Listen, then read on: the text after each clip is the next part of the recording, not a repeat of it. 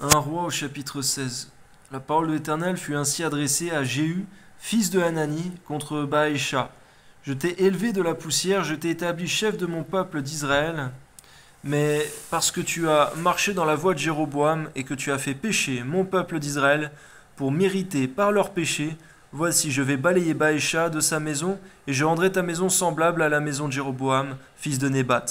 Nous devons comprendre, Seigneur, que lorsqu'un dirigeant est tourné vers le diable plutôt que vers toi, Seigneur, il y a des conséquences sur tout le peuple. Amen.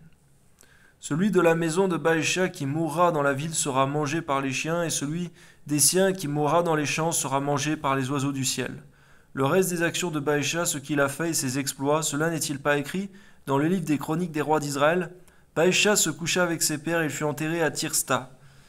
Et Éla, son fils, régna à sa place. La parole de l'Éternel s'était manifestée par le prophète Jéhu, fils de Hanani, contre Baécha et contre sa maison, soit à cause de tout le mal qu'il avait fait sous les yeux de l'Éternel en l'irritant par l'œuvre de ses mains et en devenant semblable à la maison de Jéroboam, soit parce qu'il l'avait frappé, la maison de Jéroboam. La 26e année d'Asa, roi de Juda, Éla, fils de Baécha, régna sur Israël à Tirsa, et régna 2 ans. Son serviteur Zimri, chef de la moitié des chars, conspira contre lui. Éla était à Tirsta, buvant et s'enivrant dans la maison d'Artsa, chef de la maison du roi à Tirsa. Zimri entra, le frappa et le tua. La 27e année d'Asa, roi de Juda, et il régna à sa place. Lorsqu'il fut roi et qu'il fut assis sur son trône, il frappa toute la maison de Baécha, et ne laissa échapper personne qui lui appartint, ni parent ni ami. Zimri détruisit toute la maison de Baécha, selon la parole que l'Éternel avait dite contre Baécha par Jéhu, le prophète. À cause de tous les péchés que Baécha et Éla son fils avaient commis, et qu'ils avaient fait commettre à Israël, irritant par leurs idoles l'Éternel, le Dieu d'Israël. Le reste des actions d'Éla et tout ce qu'il a fait, cela n'est-il pas écrit dans le livre des chroniques des rois d'Israël? La 27e année d'Asa, roi de Juda, Zimri, régna 7 jours à Tirtsa.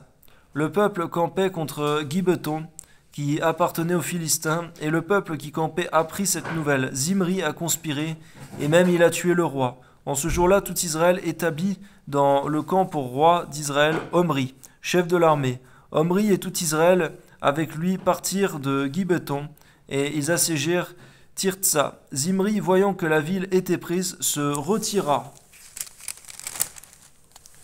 dans le palais de la maison du roi, et brûla sur lui la maison du roi. C'est ainsi qu'il mourut à cause des péchés qu'il avait commis en faisant ce qui est mal aux yeux de l'Éternel, en marchant dans la voie de Jéroboam et en se livrant aux péchés que Jéroboam avait commis pour faire pécher Israël. Le reste des actions de Zimri et la conspiration qu'il forma, cela n'est-il pas écrit dans le livre des chroniques des rois d'Israël? On voit, Seigneur, pourquoi plus tard Jézabel va appeler Jéhu fils de Zimri. C'est vrai que on peut appeler fils aussi celui qui fait les œuvres de celui qui le précède. Amen. Alors le peuple d'Israël se divisa en 2 parties. Une moitié du peuple voulait faire roi Tibni, fils de Ginath, et l'autre côté était pour Omri.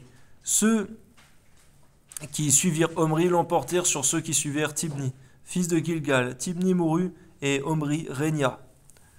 La 31e année d'Asa, roi de Juda, Omri régna sur Israël et régna 12 ans. Après avoir régné 6 ans à Tirsta, il acheta de Shemer la montagne de Samarie pour 2 talents d'argent. Il bâtit sur la montagne et il donna à la ville qu'il bâtit le nom de Samarie, d'après le nom de Shemer, seigneur de la montagne. Omri fit ce qui est mal aux yeux de l'Éternel, et il agit plus mal que tous ceux qui avaient été avant lui. Il marcha dans toute la voie de Jéroboam, fils de Nébat, et se livra au péché que Jéroboam avait fait commettre à Israël, irritant par leurs idoles l'Éternel, le Dieu d'Israël. Le reste des actions d'Omri, ce qu'il a fait et ses exploits, cela n'est-il pas écrit dans le livre des chroniques des rois d'Israël? Omri se coucha avec ses pères, et il fut enterré à Samarie, et Akab son fils régna à sa place. Akab, fils d'Omri, régna sur Israël la 38e année d'Asa, roi de Juda. Akib, fils d'Omri, régna 22 ans sur Israël à Samarie. Akab, fils d'Omri, fit ce qui est mal aux yeux de l'Éternel, puisque tous ceux qui avaient été avant lui. Et comme si c'eût été pour lui peu de choses de se livrer au péché de Jéroboam, fils de Nébat, Il prit pour femme Jézabel, fille d'Ethbal, roi des Sidoniens, et il alla servir Baal et se prosterner devant lui. Il éleva un autel à Baal dans la maison de Baal qu'il bâtit à Samarie, et il fit une idole d'Astarté. Akab fit plus encore que tous les rois d'Israël qui avaient été avant lui pour irriter l'Éternel, le Dieu d'Israël. De son temps, Hiel de Béthel bâtit Jéricho. Il en jeta les fondements au prix d'Abiram, son premier-né, et il en posa les portes au prix de Ségub, son plus jeune fils, selon la parole que l'Éternel avait dite par Josué, fils de Nun. Amen.